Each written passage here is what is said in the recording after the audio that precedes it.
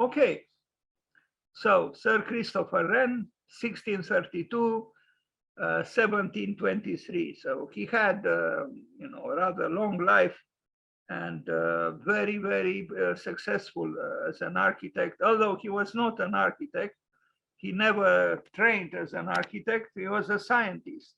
But at that time, there were more less rigid people about giving qualifications to possible architects. So Sir Christopher Wren was born on the 30th of October, but he died. Wait a minute, I'm a little bit confused. I think this is wrong. No, you see, in the old system, it was the 20th of October.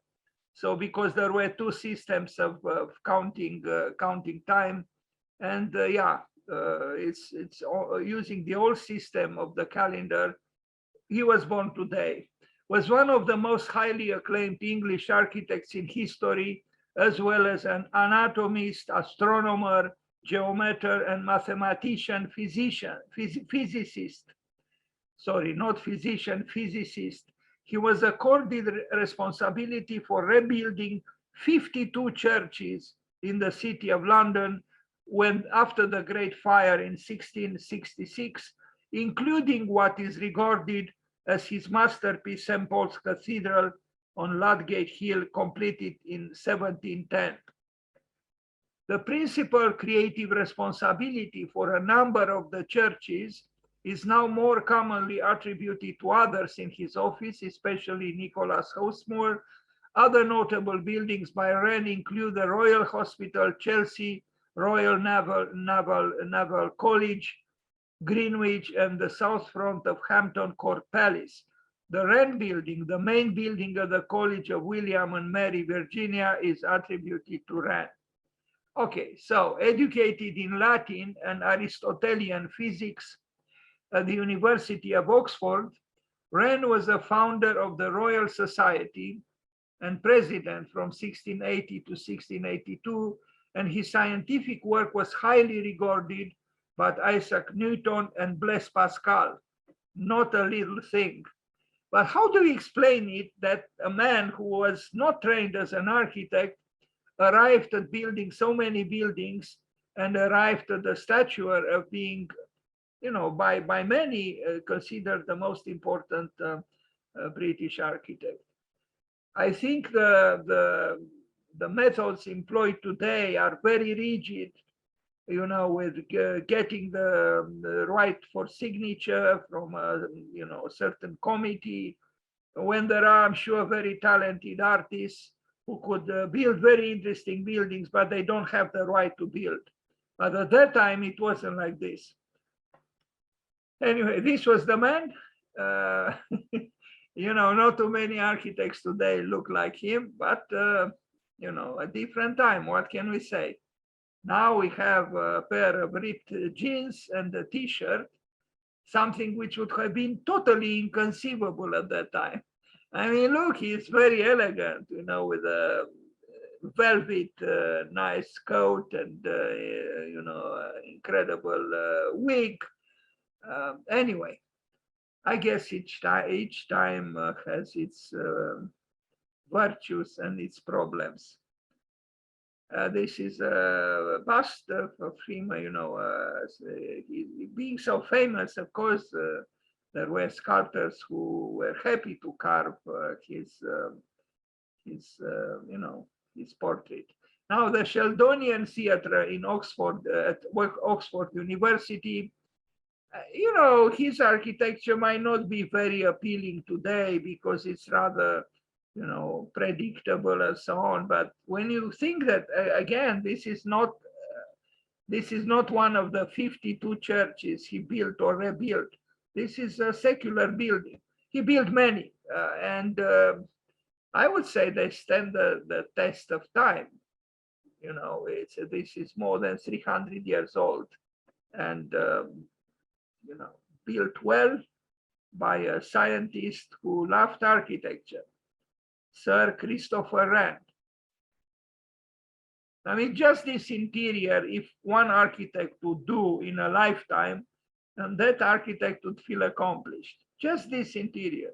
But, he built so many buildings. And, look at the ceiling. In its secular way, I think it's beautiful. And again, we don't think of in these terms. We don't think of ornament. We don't think of things to bring sensitivity to the buildings. We only think of structure and space. Structure and space. We'd never look upwards to ask ourselves, well, what are we going to do with the ceiling? The ceiling, and above the ceiling is the roof, and above the roof is the above, meaning the sky or heavens, if you are inclined, to dramatize at least a little bit in a, religious or mystical way. We don't think of such matters. We don't lift our eyes to the ceiling and to make a reflective ceiling plan, as it is called. No, but the ceiling is very important. And you can see here that it is important and is treated accordingly. This is the ceiling. Would we do something like this today? Of course not. Why not? Because we are busy to run on the highway. The more, the better. The quicker, the better. But where are we running? From and towards. Anyway, I think, we better reflect on these things, because instead of consuming a lot of gas to run on the highway, we could perhaps spend our energies embellishing a beautiful ceiling, just like Sir Christopher Wren did. Well, he didn't paint himself the ceiling, but this is an interior space that he created. And, the architect can do the same by employing the services of artists. The Tom Tower at Christ Church in Oxford, at Oxford University. I mean, again, if this man did just the room we just saw, and he would have concluded at the end of his life that he didn't, cheat on life, that he didn't spend frivolously his life. Well, he did. Besides that and many other buildings, he also already built 52 churches, including the notorious St. Paul Cathedral. Anyway, and besides this, he had other functions, anatomist, physicist, and so on, being praised by Blaise Pascal and Isaac Newton. Not a little thing. It's also true he didn't watch too much TV because he didn't have one. He didn't watch all those beautiful crime, films on HBO. Those immensely appealing and magnificent rapings and shootings that our blessed TVs are full of. When are we going to get rid of the TVs? Instead of being a beautiful medium for promoting culture and ideas and so on, it fell in the hands of merchants who know that the scandals sells and that's the result. Now, St. Paul Cathedral, London. Look at this in all its majesty. And Jean Nouvel built a building, super mall, right across the street from St. Paul. I don't see it here on this picture, but hopefully we are going to see it in some other picture. I mentioned Jean Nouvel because he connected conceptually and visually with St. Paul. And I should have included his project here. I don't think I did. Anyway, this is the most imposant building still in London because of its function. It's a cathedral, but also because of its dimensions and its symbolism, and it's it's a central force in the urban fabric of London. Built by Sir Christopher Wren. I remember once, I think I even wrote a text for a competition because I read that some homeless people were banished from being in the proximity of the cathedral. And I think that is wrong. It doesn't matter how splendid the building might be, but I think especially a church or a cathedral or people connected with them should allow the so-called homeless to be in the proximity of the building. The elitism of the church should not be easily acceptable at all. Anyway, it's a vast building. It's look at this, and yeah, you can tell it stands out.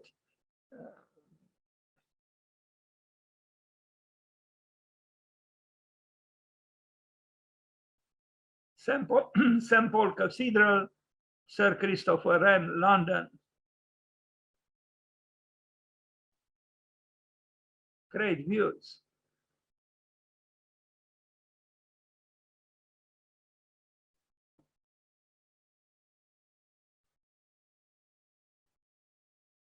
And of course, his architecture was very rigorous because he was a scientist.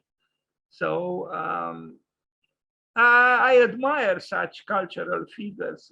Here you have a physicist becoming an architect without actually turning his back on physicism or on physics, and still building brilliantly.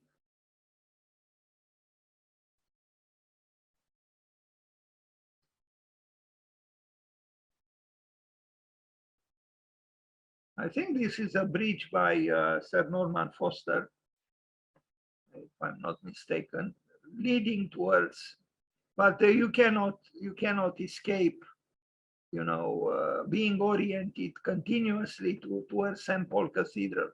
Look at the ceiling. I mean, just the ceiling in itself is a lifetime work.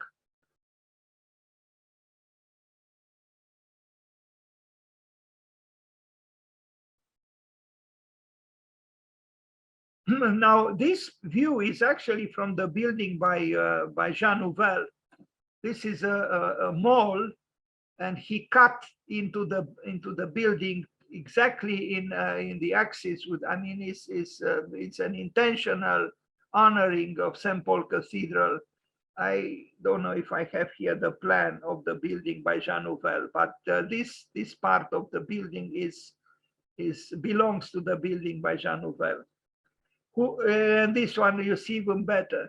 Intentionally he cut into the mall to allow the presence of St. Paul Cathedral to be pregnant, to be obvious, to be honored. Jean Nouvel is not a non-contextualist. In his subtle ways, sometimes more subtle than others, he is a contextualist, if not physically, but then metaphysically.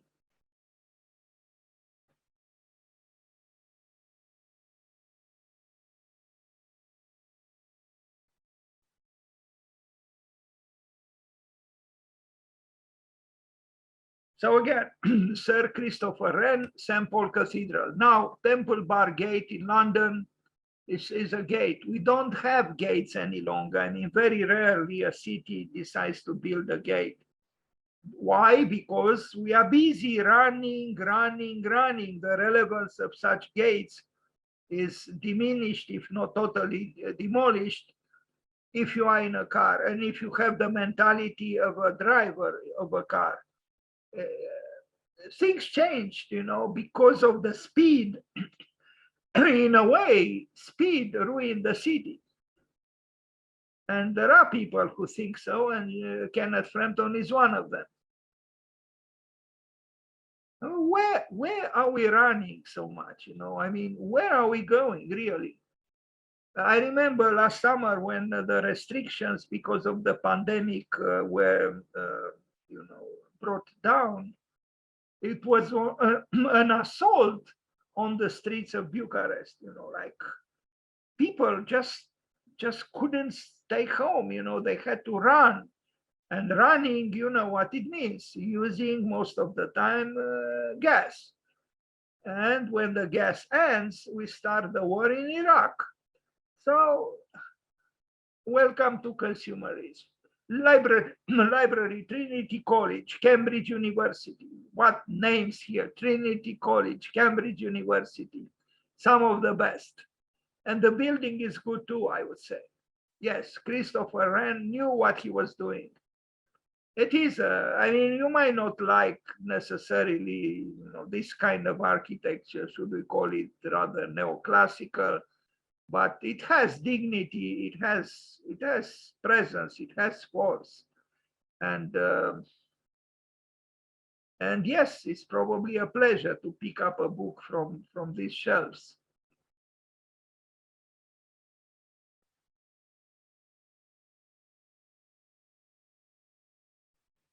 There was a belief in irregularity. You see, even the pattern on the floor is not the neurotical pattern of the rugs in the Seattle library by Rem Koolhaas. No, this was a time which valued stability and order, and yeah, a different time and a different architecture, different building. Trinity College, Oxford University, Sir Christopher Wren.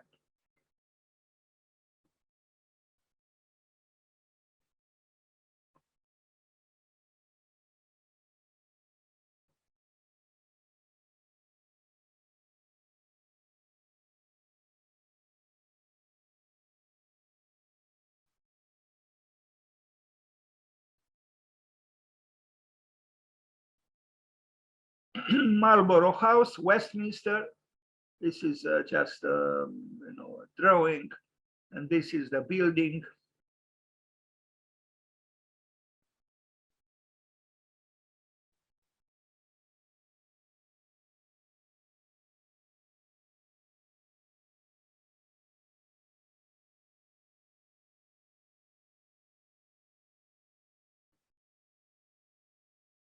I wonder what attracted Christopher Wren towards architecture.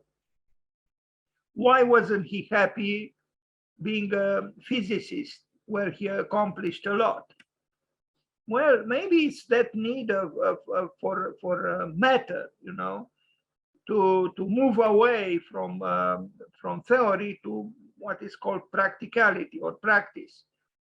I guess some thinkers, I mean, coming from the side of thinking, they need the concreteness of architecture, handling matter, organizing matter in a willful way, in a designed way. Of course, not all physicists do this, but someone like him did so. And this is perhaps a quest for totality, a quest for synthesis. You are accomplished theoretically, but you want to also assume the other side of culture or life even. Goethe did the same thing. You know, Goethe was not a scientist, but he wrote the theory of colors. He even entered into politics with, into polemics with Sir Isaac Newton. Goethe reproached Newton that he was making the same mistake, dividing light in 7 as the church was making the mistake of dividing God in 3 or 4. Anyway, these are, I think, such human examples like Goethe, like Sir Christopher Wren, like Isaac Newton, like Blaise Pascal. They stir up our imagination because they transcended the enclosure of a unique, specific domain of activity. So it was a quest for wholeness, you know, trying to honor the richness of life with and art and culture and science with various preoccupations. Hampton Court Palace, East Front. Look at the sky. Now, I am asking myself, what student of architecture or architect today would represent something like this in the sky, in the project.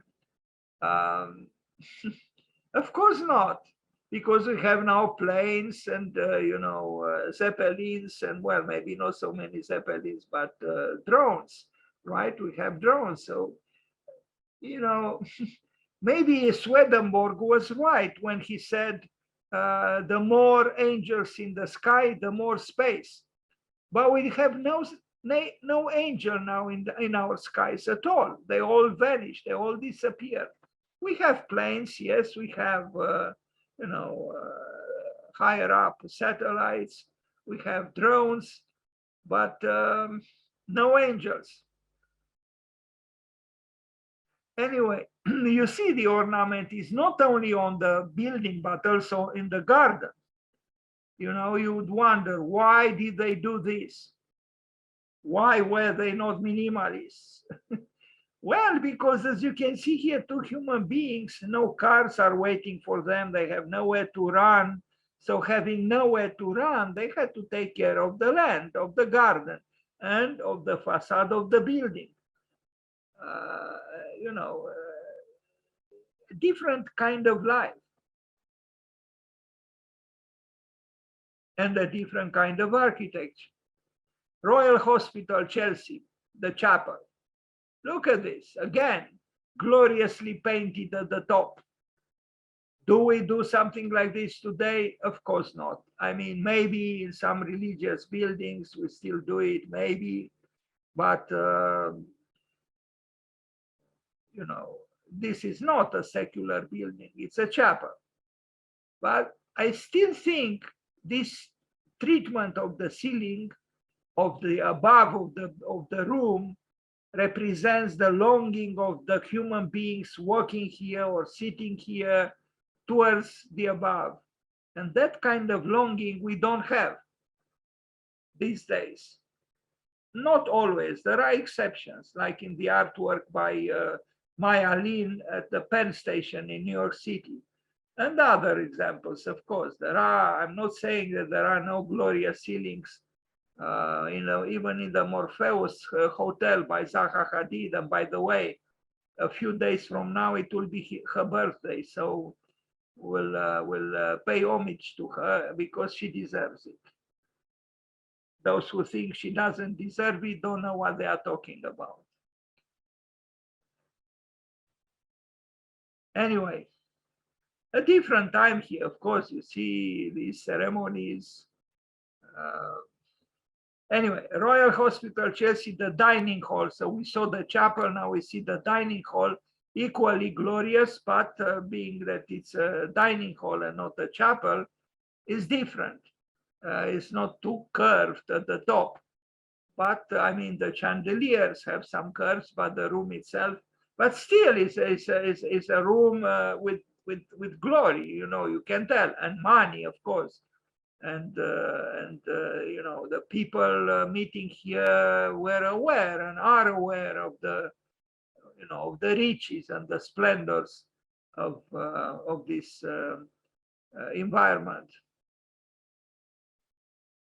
It's a communal space, but it's a communal space which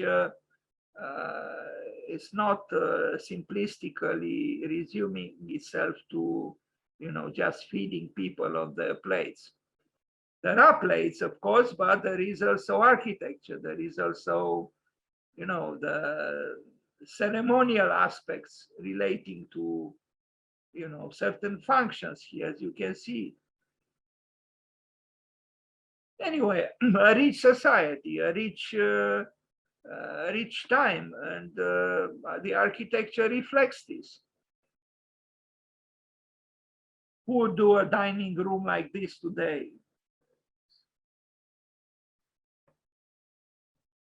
Greenwich Hospital, North Front. I mean, it's amazing how much Sir Christopher Wren built. Really, even by today's standards. I mean, this man, and I didn't even show, except St. Paul, I didn't show the other 51 churches he built just in London. I don't know how he did it. Anyway, this is a hospital, which looks a little bit, has, you could almost say, at least some in the corners, that it's a church. It's not a church, but maybe connecting a church with a hospital is not a bad idea. I think it should be done for the benefit of both the hospital and the church. Unfortunately, the hospitals of today, they are big machineries, and big businesses, of course, and it's an industry. Greenwich Hospital, the painted hall. Look at this. Let's read again, because I'm not sure I read correctly. A hospital? Look at this. Again, is it a hospital? Yes, Greenwich Hospital. How could this be? I mean, why is it we don't do such things any longer? Because we are in a hurry. Look at this. This is part of a hospital. Can you believe it? But I almost feel like saying, if you are sick, you might get a little better just walking through, with difficulties because you are sick, through this room. We removed contemplation even from a hospital, or especially from a hospital. But maybe if we bring back the contemplation, the function of contemplation to our lives, maybe something will be gained, and I think it will. But we are so afraid of contemplation because the capitalist will say, wake up, stop contemplating, come here and produce and produce again. Stop contemplating, you dreamer, because you'll get fired. No time to to do such a silly in today's consumerist environment. Anyway, so I repeat, this is a hospital. Now, this cannot be true. I mean, really, if you compare this with the hospitals that we know, now it's true, maybe just an elite had the chance to be, treated in such a hospital. It's possible. Anyway, Greenwich Hospital, the dome, the painted hall. Look at this. The physicist Sir Christopher Wren was, I think, a remarkable architect. And it's enough just to look here to understand this. What are these little embroideries here? Why did he need them? Well, to bring sensitivity to the building, to the interior. He was not happy just with structure and space. He also needed these, I call them architectural embroideries. Something we don't do. Again, why don't we do it? Well, because we are in a hurry. That's why. And again, you see the relationship with the above. Something we neglect completely. We just make a, hopefully a terrace jardin above the roof, just a flat roof, a flat slab, and that's it.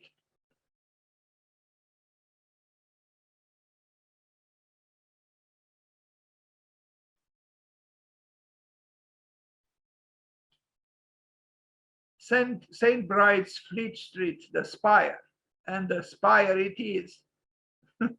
No one would contest it. Yes, quite a spire. In drawings and in so-called reality. I said so-called because I think a drawing, especially a good drawing, is a real thing as well. Usually we say, this is a drawing, but you should see it in reality. The drawing has reality too. Levius Woods wrote about the reality of the ideal. I think it's a nice way to put it, the reality of the ideal. Are we thinking enough about this? The reality of the ideal? usually we think that the ideal is not real.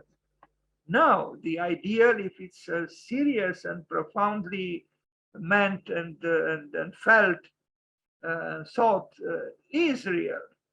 Saint Mary le Beau, steeple, the steeple. Saint Christopher Wren, how did he do all these works?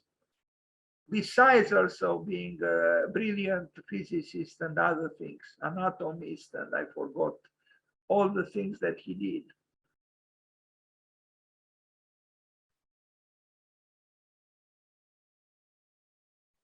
And the buildings still stand, more than 300 years old.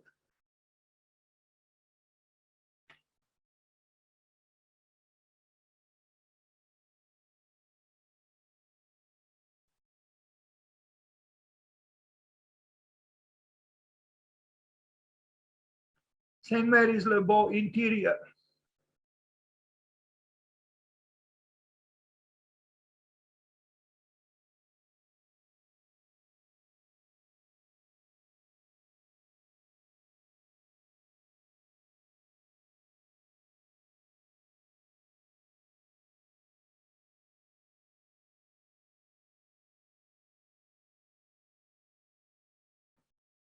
St. Stephen's Walbrook.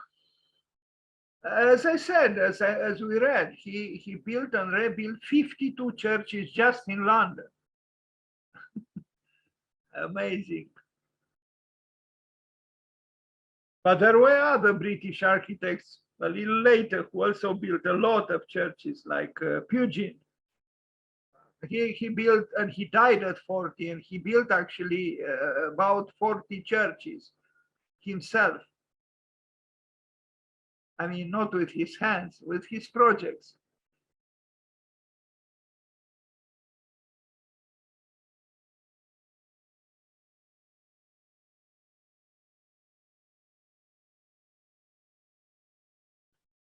So we are still in London with Sir Christopher Wren.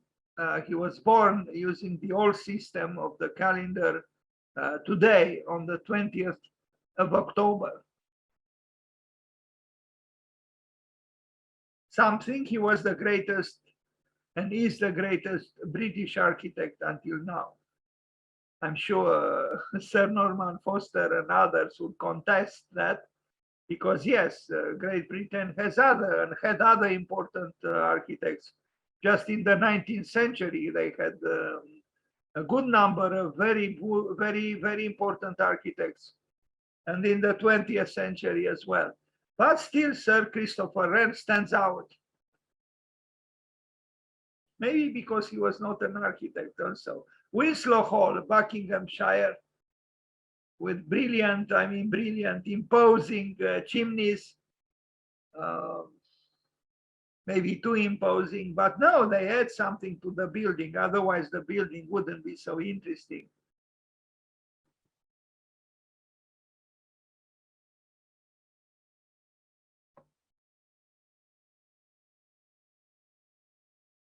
Emmanuel College, Cambridge University, the chapels.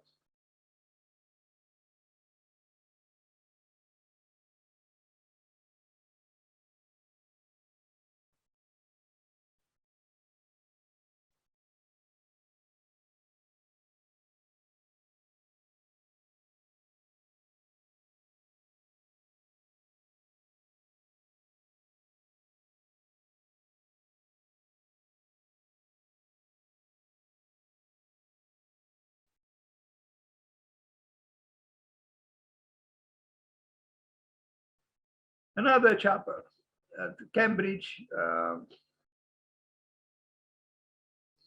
The religious function of human life was always important, and architecture found an auspicious client in the church, always.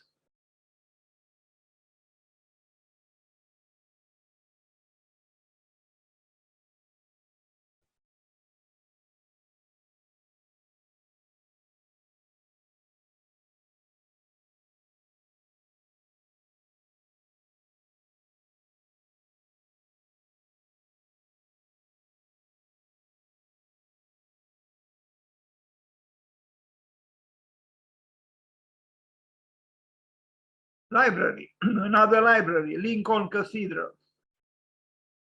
This one makes me think a little bit of certain buildings of the Renaissance in Italy, thinking even of Ospedale degli Innocenti by Brunelleschi. Books, books, books. Did they kill the cathedral? As Victor Hugo said, probably. But now the book itself is being challenged, if not killed, by the new media, the digital assault on the books, although the books are still brilliantly singing, so to speak, but maybe it's just a sunset effect, because how useful are they still, you know? Yes, a lot of books are being published, but let's also think of this. A book is nourished, at least in part, by a fallen tree. The paper is made by cutting down trees. So, you know, maybe it's time to abstain a little bit from so much publishing, especially when so much publishing is so vicious. It's not about culture, it's about the scandal of information. And it's another industry which fell in corrupted hands.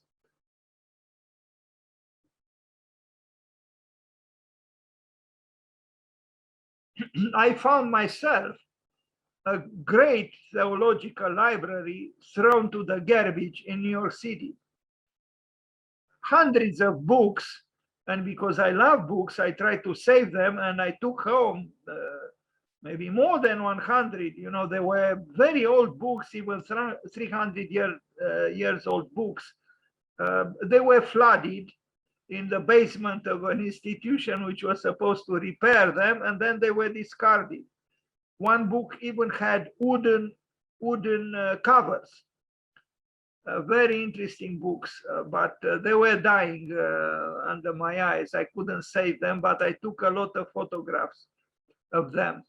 Anyway, the library, now the library, which was always, you know, at the center of knowledge, how relevant are really today the libraries? Because today we have access to a lot of information, at least information on the web. It's not the same thing, of course, to read a book or to read anything on the web, but the luxury of staying home and with a click to access even, you know, important books is remarkable. Anyway, his own house. We are approaching the end of this presentation on Sir Christopher Wren. Is this whitish one, but there are people who think that it might not be his house. It's a controversial subject anyway, but it might have been or not. It's not really so important. It's the same with the house of Andrea Palladio in Vicenza. You know, there is information that that's the house where he lived. Other people think that he didn't live there. Anyway, crypt of St. Paul's Cathedral, Wren's memorial on the left. Now, this is a challenging point of the presentation for all architects in the world. Let's imagine that, you know, an architect is so worthy of being, you know, respected and commemorated and immortalized in a way by being placed, you know, after death in a crypt in a cathedral. But what architects today would have that, you know, audacious, you know, longing, so to speak? Not many. Anyway, but also the churches and the cathedrals of the present are rather unconvincing in general, not always, but in their function, in their so-called sacred function.